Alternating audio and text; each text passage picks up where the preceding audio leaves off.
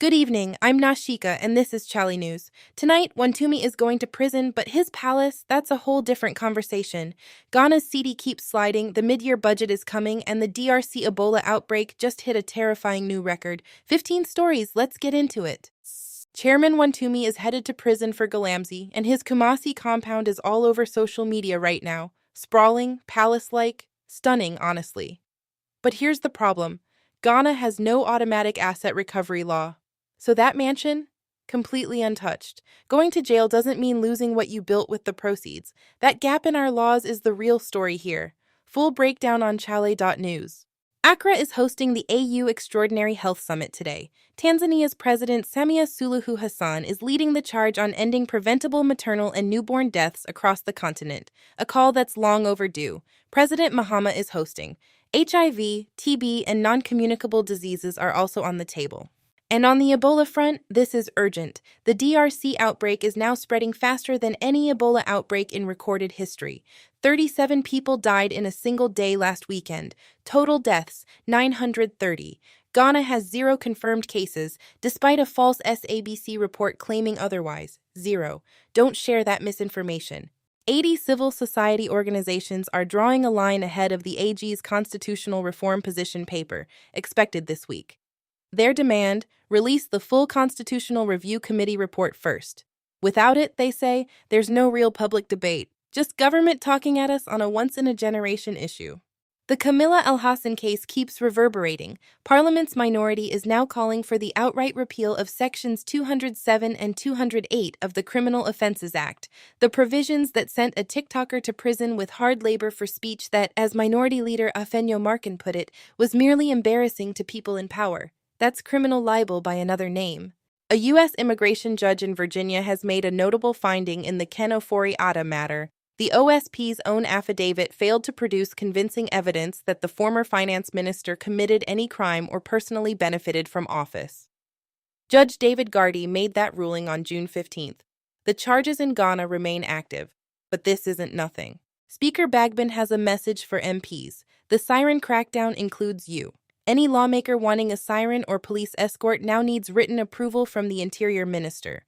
This follows a national police operation that stopped over 4,600 vehicles. Nobody is exempt. On the money side, the cedi is down 8.89% against the dollar since January. Energy companies importing crude and petroleum products are among the biggest drivers of dollar demand the market simply can't meet. Last week's Bank of Ghana auction alone had an unmet gap of $201 million. The MPC meets Wednesday. Watch that rate decision closely.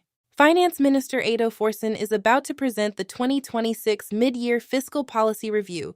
This is legally binding, meaning taxes can change and spending can be reshaped before December.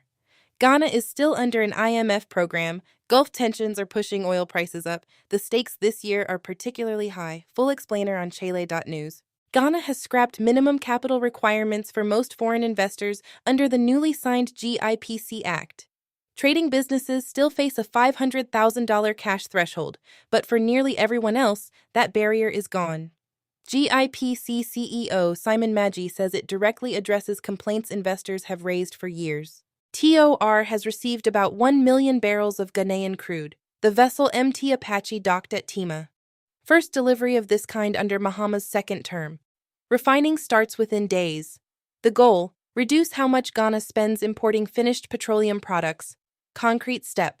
MTN Ghana has pledged $1 billion toward digital infrastructure, one of the biggest tech investment commitments this country has ever seen, covering network coverage and mobile money. And in the same breath, Ghana's telecoms regulator has ended NextGen Infraco's exclusive 5G monopoly, opening competitive spectrum bidding across 3 frequency bands.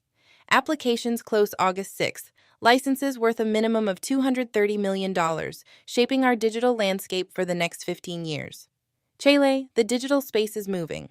Something to be proud of. Lawrence Adizigi finished the 2026 FIFA World Cup as the tournament's top goalkeeper by goals prevented. A remarkable 2.35 figure in just 135 minutes. He was also the Black Stars' highest-rated player overall. The man showed up. And finally, Daddy Lumba's 1 year anniversary is 5 days away, but his family is in dispute. Two factions are clashing over who has the legitimate authority to organize the July 26th commemoration. It's painful to see, honestly.